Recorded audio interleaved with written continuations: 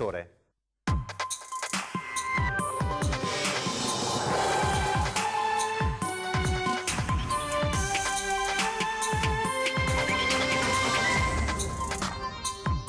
Ha soggiornato 2 giorni in laguna la famiglia di Taiwan contagiata dal coronavirus e che ha scoperto di essere malata solo al ritorno a casa. Secondo le autorità sanitarie però le tappe più a rischio sarebbero quelle successive in Toscana e a Roma.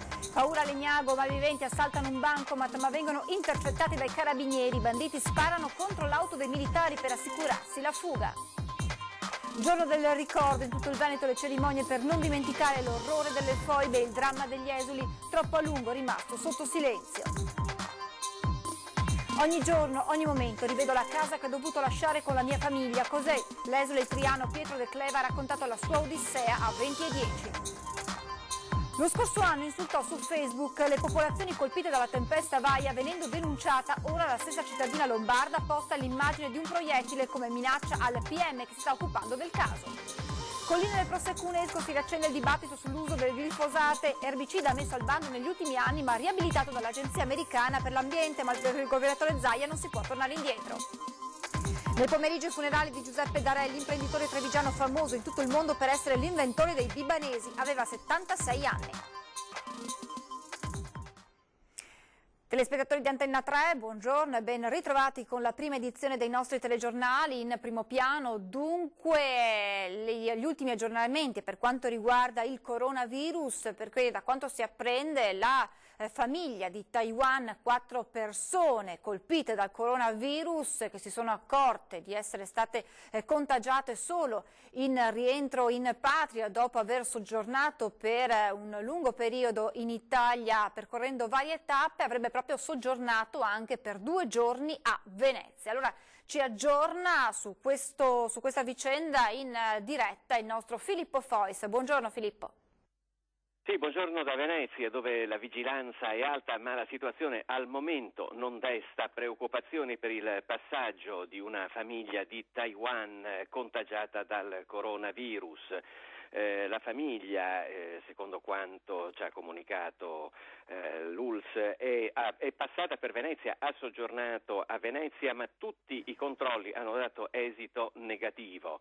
C'è un periodo di incubazione in cui la malattia non è trasmissibile e sulla base dei calcoli del periodo di incubazione le tappe che sono tenute sotto particolare sorveglianza sono quelle tra Roma e la Toscana. In Toscana sono stati a Firenze, Pisa e Siena. C'è però un altro dato invece meno rassicurante da quello che comunica invece il Ministero della Salute di Taiwan, vale a dire che questa famiglia, che è composta da padre e madre e 2 figli sui 20 anni, non è passata per la Cina, non ha avuto contatti con persone della zona dove ci sono i focolai le aree più a rischio, diciamo, e per cui secondo quanto ricostruito dalle autorità di Taiwan il contagio potrebbe essere avvenuto nella tratta aerea tra Hong Kong e l'Italia. La famiglia è atterrata a Milano Malpensa. Con questo per ora è tutto. Dal Ministero della Salute assicurano comunque, lo ribadiamo, che le ricerche che sono state effettuate fanno pensare che la famiglia non abbia contagiato nessuno né a Venezia né a Roma né in Toscana. Con questo per ora è tutto e vi restituiamo la linea. Grazie a Filippo Fois. Momenti di paura a Legnago, in provincia di Verona. Malviventi hanno assaltato il bancomat della filiale della Spacas, ma sono stati intercettati dai carabinieri. I banditi, volti travisati, hanno esploso diversi colpi di arma da fuoco contro i militari dell'arma per assicurarsi la fuga. Colpita l'auto dei carabinieri, le indagini sono condotte dal nucleo investigativo di Verona e dal nucleo operativo e radiomobile di Legnago. Secondo una prima ricostruzione, i rapinatori avevano appena fatto saltare con la solita marmotta lo sportello bancomat, ma a rovinare i loro piani i carabinieri che hanno tentato di bloccarli, ma sono stati raggiunti da alcuni colpi d'arma da fuoco che hanno colpito il loro mezzo. E adesso ci colleghiamo con Valentina Visentin che ha seguito per noi da Palazzo Moroni a Padova le celebrazioni per il giorno del ricordo, celebrazioni che riguardano tutto il Veneto. È la giornata commemorativa voluta per ricordare le vittime delle Fois. A te la linea Valentina, buongiorno. Buongiorno da Padova. Dopo aver depositato una corona d'alloro in via Oberdan, la giornata del ricordo è stata celebrata all'interno della sala comunale Livio Paladino, una cerimonia sentita la presenza del sindaco Sergio Giordani e delle autorità civili e militari. Il primo cittadino di Padova ha ricordato la storia degli esuli istriani e soprattutto ha ricordato le date di un viaggio con i giovani di Padova il 26-27 marzo, il viaggio del ricordo con la visita a Trieste della foiba di Bassovizza e delle città di Fiume e Pola. Ha preso poi la parola Andrea Todeschini Premudo, il presidente provinciale dell'Associazione Nazionale Venezia Giulia e Dalmazia, che ha ringraziato il Comune di Padova per aver dedicato nei mesi scorsi una via a Norma Cossetto, simbolo della tragedia delle foibe. Le manifestazioni poi proseguiranno per tutta la giornata con conferenze e presentazioni di libri e mostre dedicate appunto alla giornata del ricordo e alla tragedia delle foibe. Da Padova per il momento è tutto, restituisco la linea allo studio. Grazie a Valentina Visentin. Partigiani, titini infami e assassini, e questo lo striscione è apparso a Vittorio Veneto in provincia di Treviso proprio in occasione del giorno del ricordo. La firma è quella di Casa Pound, accanto la tartaruga frecciata, simbolo del movimento di estrema destra. Un'azione questa messa in atto non solo nel Trevigiano ma anche in altre 100 città italiane. Stiamo assistendo, spiegano gli esponenti del gruppo politico, ad un crescendo di iniziative da parte di associazioni nostalgiche tese ad operare una revisione storica di quanto accaduto nella Venezia Giulia, in Istria e Dalmazia, che getta fango sulle decine di migliaia di vittime innocenti dei criminali di guerra titini. E sempre a proposito del giorno del ricordo, nei giorni scorsi a 20 e 10 l'esule istriano Pietro De Cleva ha raccontato l'esperienza della sua famiglia negli anni terribili delle foibe e della fuga dalla propria terra. Non sono mancati i momenti di commozione, sentiamolo. Tutti i momenti della giornata io ricordo sempre quella casa. Se lo ricorda sempre? Sempre quella casa, solo quella casa lì. E quella vista? E quella vista, è logico quella vista.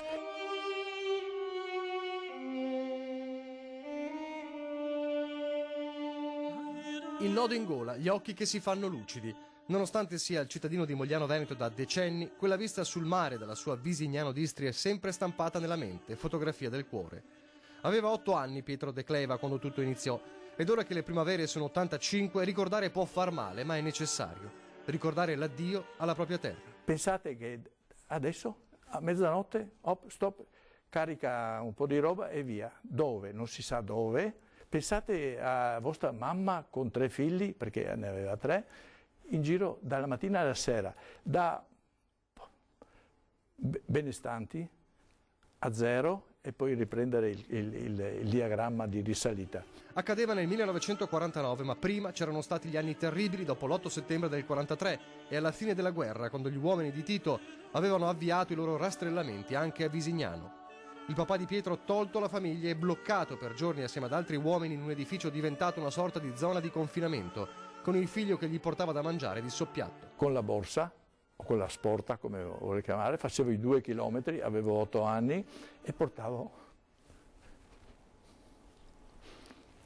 da mangiare. C'era mio papà e mio zio, anche i familiari di mio zio. Ancora il groppo in gola dopo tanti anni. Pietro, pur nell'inferno di quei giorni, fu fortunato perché nel frattempo molti erano stati costretti a prendere la via orribile delle foibe. Il più spaventoso dei sistemi, ma, ricorda Pietro, non certo l'unico. La gente spariva e nessuno sapeva perché c'erano, per esempio, a Visignano le cave di Bauxite, e le cave di Bauxite sono tutte a cielo aperto, chissà quanti sparivano. C'erano le cave di pietra, c'è il mare, ancora oggi, ecco che quelli di Zara raccontano che non andavano in foiba, ma sparivano da qualche altra parte. E il ricordo si ferma ancora di fronte a nuovi momenti di morte in un paese prima felice. Al pomeriggio del giorno 4 vengono riportati in piazza a Visignano d'Istria. E combinazione, il 4 di ottobre era San Francesco, che quella volta il patrono d'Italia.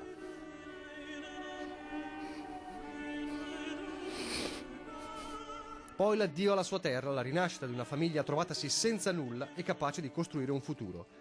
Fino alla istituzione del giorno del ricordo, vissuto con composta dignità dagli esuli. La stessa dignità con la quale Pietro risponde, o meglio non risponde, alle polemiche che avvelenano un momento di coscienza così importante. Non voglio dare la soddisfazione del mio pensiero.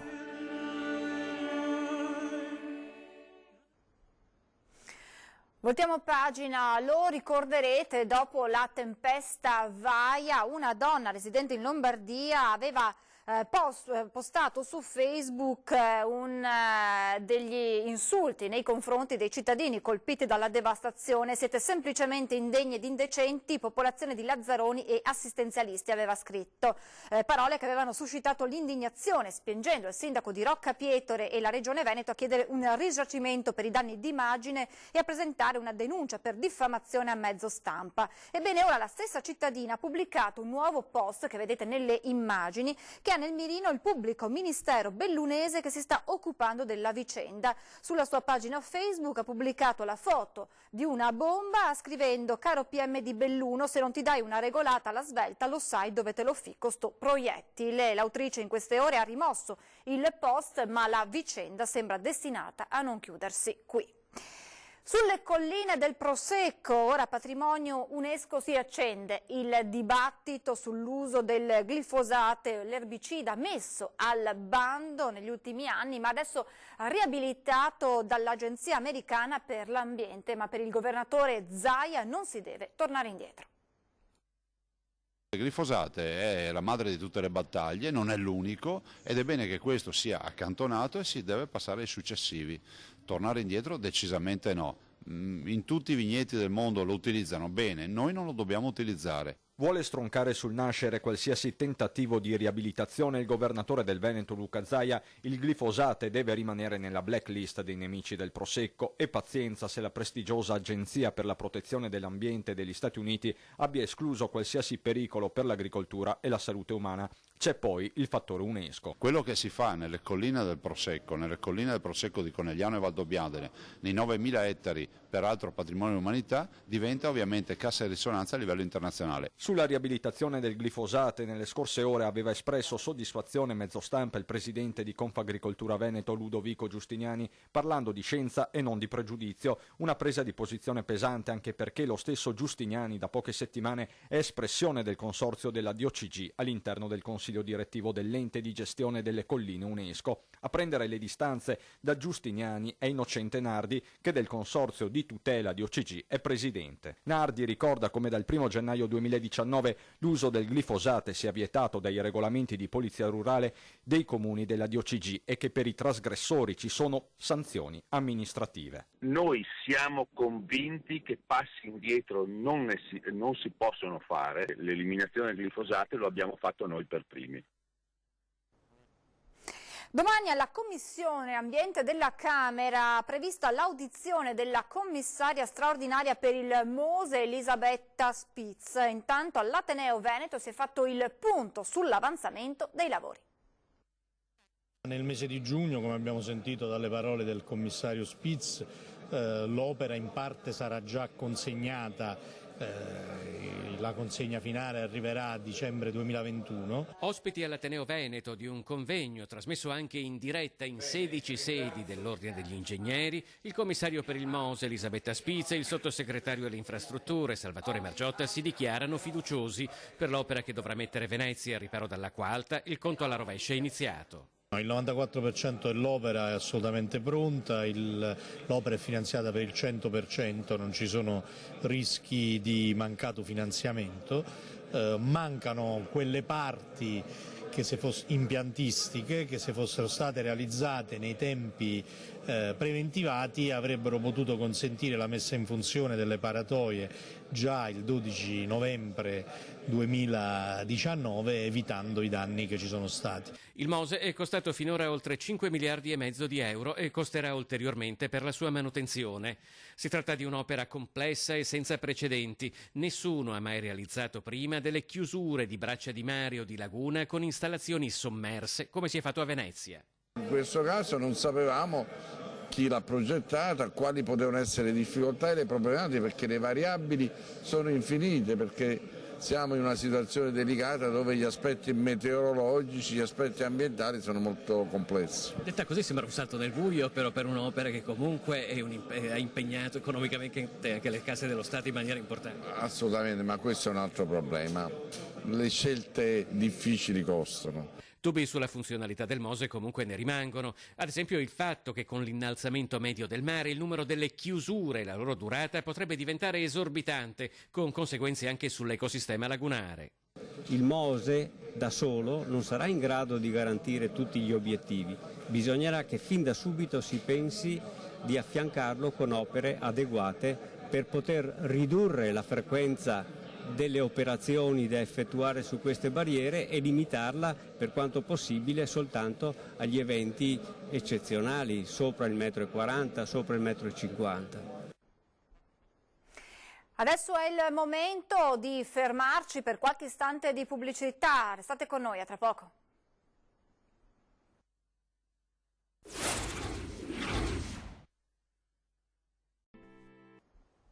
Rieccoci in diretta, si celebreranno nel pomeriggio alle 15:30 nella chiesa di Bibano, siamo in provincia di Treviso, i funerali di Giuseppe Darè, imprenditore trevigiano famoso in tutto il mondo per aver creato i bibanesi, è deceduto sabato, aveva 76 anni.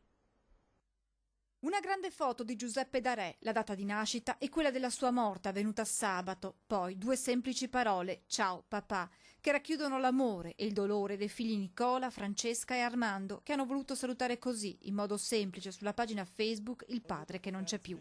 E nel pomeriggio saranno in tanti imprenditori, rappresentanti delle istituzioni e gente comune a stringersi intorno ai familiari di Darè per l'ultimo saluto nella chiesa di Bibano. Foscolo nei sepolcri dice che solo chi ha fatto cose grandi nella vita si garantisce l'immortalità. Bepi, perché per noi suoi concittadini era semplicemente l'amico Bepi, l'ha sicuramente conquistata per l'impegno sociale, il successo imprenditoriale, il suo amore per l'arte e la cultura che lo facevano del tutto speciale. Con queste parole sulla sua pagina Facebook il governatore del Veneto Luca Zaia ha voluto ricordare la figura di Giuseppe Darè, l'inventore dei bibanesi conosciuti in tutto il mondo. Ma il suo essere imprenditore l'aveva portato ad abbracciare anche l'arte, il primo vero amore della sua vita, collaborando con illustratori del calibro di Altan, Forattini e Mordillo, che negli anni disegnarono le confezioni dei suoi prodotti, un misto tra pane e grissini. Darè sin da giovane si dedicò al panificio di famiglia, riuscendo a risollevarne le sorti fino alla svolta epocale quando inventò i bibanesi, ognuno diverso dall'altro ad evidenziarne la fattura artigianale. Un imprenditore innovativo e creativo che ha valorizzato la qualità e il gusto del Nord-Est, un esempio che resterà nel tempo, lo ricorda così il presidente di Assindustria Maria Cristina Piovesana. Darè da tempo lottava contro un tumore che sabato nella sua casa di Bibano lo ha strappato all'amore dei familiari che fino alla fine gli sono stati accanto e che alle 15:30 lo saluteranno per l'ultima volta. Ci spostiamo in provincia di Vicenza, Mussolente per l'esattezza, con i vigili del fuoco al lavoro per spegnere un rogo che ha distrutto il sottotetto di un'abitazione. Mussolente, ingenti danni provocati da un incendio divampato in via San Rocco dove ha preso fuoco un tetto ventilato, nessun ferito. I pompieri di Bassano hanno bloccato l'estensione delle fiamme che stavano velocemente raggiungendo la copertura delle abitazioni vicine. Necessario l'intervento anche di altre squadre di pompieri arrivati da Cittadella e Vicenza. In tutto una quindicina di uomini al lavoro che hanno dovuto scoperchiare il tetto. L'appartamento sottostante è stato dichiarato inagibile. Controlli nel fine settimana lungo le strade padovane, ecco il bilancio. Controlli della Polizia Stradale di Padova nel fine settimana, posto di blocco sabato notte in via Venezia, 190 le persone controllate, 14 le patenti ritirate, 14 poliziotti impiegati e 2 i medici dell'ufficio sanitario della questura, con l'utilizzo dell'autobus attrezzato a ufficio mobile e il camper per le visite mediche, 5 le persone denunciate per guida in stato di ebbrezza, di cui una positiva anche al test della droga. Tra le persone controllate spiccano un muratore 45enne di Albignasego con un tasso alcolemico di 1,72 e un'impiegata di 24 anni di Rubano con 1,63. Quest'ultima è risultata positiva anche alla cocaina. E continua la fiera della caccia a Vicenza, inaugurata sabato con un grande afflusso di pubblico. Inaugurato ufficialmente così It Show, la manifestazione dedicata alla caccia e al tiro sportivo in fiera a Vicenza, un evento atteso di levatura nazionale. Soddisfazione espressa dalla Regione Veneto, che ha ufficializzato la prima banca dati regionale dei cacciatori e un portale online che consente di controllare in tempo reale le oltre 3.000 richieste ricevute all'esercizio della mobilità venatoria e i 40.000 possessori di tesserino venatorio attivi in Veneto. Senza la caccia, senza il ruolo dei cacciatori nel nostro ambiente, il controllo della fauna selvatica non sarebbe possibile. Abbiamo dimostrato che i numeri dell'aumento della fauna sono esponenziali e quindi se vogliamo essere anche per i cittadini sicuri sui nostri territori, per controllare il cinghiale, per controllare le nutrie, per controllare i cormorani e tanti animali che fanno tantissimi danni nell'agricoltura, noi abbiamo bisogno del ruolo dei cacciatori formati che insieme alle istituzioni collaborino. Ospiti speciali per l'occasione gli atleti azzurri che parteciperanno alle prossime Olimpiadi di Tokyo. Ci prepariamo con il massimo impegno, con la massima devozione e saremo sicuri di essere pronti nel momento in cui ci sarà bisogno di esserlo, ed incrociamo le dita. Chi temete di più? Avversari o voi stessi? Il principale avversario siamo noi stessi, in pedana siamo isolati, siamo chiusi con le cuffie, quindi siamo noi. Bisogna fare i conti con noi stessi, gli avversari fanno la loro gara, noi facciamo la nostra, alla fine della giornata si tirano le somme. La Fiera delle Armi è l'occasione di informarsi sulle novità degli ultimi modelli, ma anche sulle opportunità di imparare a maneggiare questi strumenti. Ma io credo sia importantissimo innanzitutto seguire dei corsi proprio per fare un uso corretto delle armi e credo che i cacciatori o comunque i legali possessori delle armi tutti hanno seguito un corso e usano in maniera corretta l'arma. Come uno prende la patente per saper guidare l'auto in modo giusto, per usare le armi in modo giusto e anche ragionando su cosa stiamo usando, bisogna formarsi un attimo, sia che sia un'arma corta che sia un'arma lunga, noi mettiamo le basi per usarla in piena sicurezza. Siamo partiti 10 anni fa con i proprietari, loro hanno scommesso su Albettone e Albettone gli ha dato la possibilità di creare questa grandissima realtà. Non è ancora finita qua perché stiamo già pensando ad un ampliamento del poligono inserendo delle altre attività sempre legate all'uso delle armi. E alla manifestazione anche una rappresentanza di pacifisti che hanno contestato anche goliardicamente all'esterno dei padiglioni. Anche Zorro viene qui alla fiera per vedere che cosa? L'ultima pistola, l'ultimo fucile o che cosa? No, diciamo sono venuto qua oggi soprattutto per avvertire le persone che entrano che dentro è pieno di armi ed è pericoloso quindi. E sono qua appunto per rendere consce a tutte le persone della pericolosità delle armi, qualunque esse siano. Il mio nome è Wonder Woman prima di tutto, esatto. Noi siamo qui un po', abbiamo fatto questa carnevalata però per far riflettere le persone, perché una città con armi è una città poco sicura, dove ci sono armi c'è poca sicurezza. Le armi portano solo morte e sofferenza, non è una soluzione per la sicurezza. Violentarmi la moglie e magari dopo anche spararmi per rapinare, io intendo che per la legittima difesa, ricordatevi, è una cosa che ci vuole come il pane per vivere. Lei cosa ne pensa? Voi cosa dite? Io penso che chi arriva a sparare per esempio a sua moglie, abbiamo, come mi ricordava prima la nostra consigliera regionale, il 30% dei femminicidi in Veneto sono fatti da persone con un porto d'armi. Chiediamo alla fiera che si doti e che approvi un regolamento che regolamenti tutta una serie di attività, anche l'accesso dei minorenni soprattutto al reparto che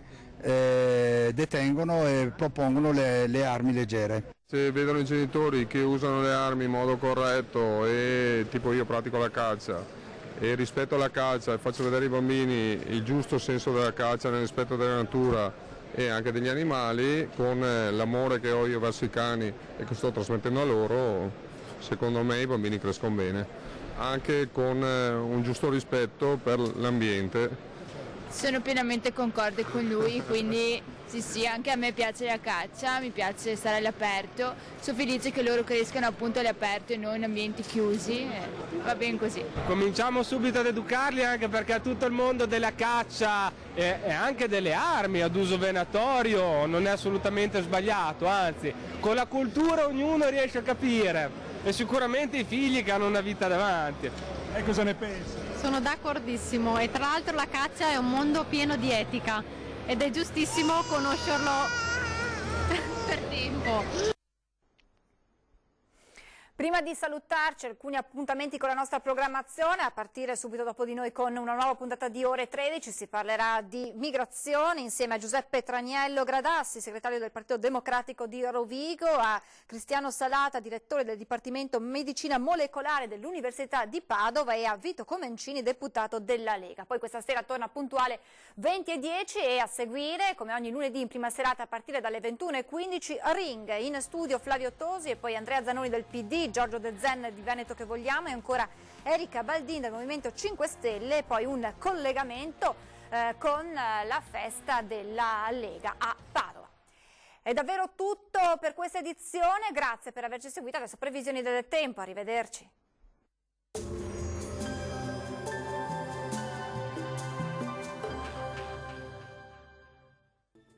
Bentrovati al meteo. Un profondo ciclone nord atlantico intacca l'alta pressione, infiltrazioni instabili e venti forti raggiungeranno anche il nostro paese.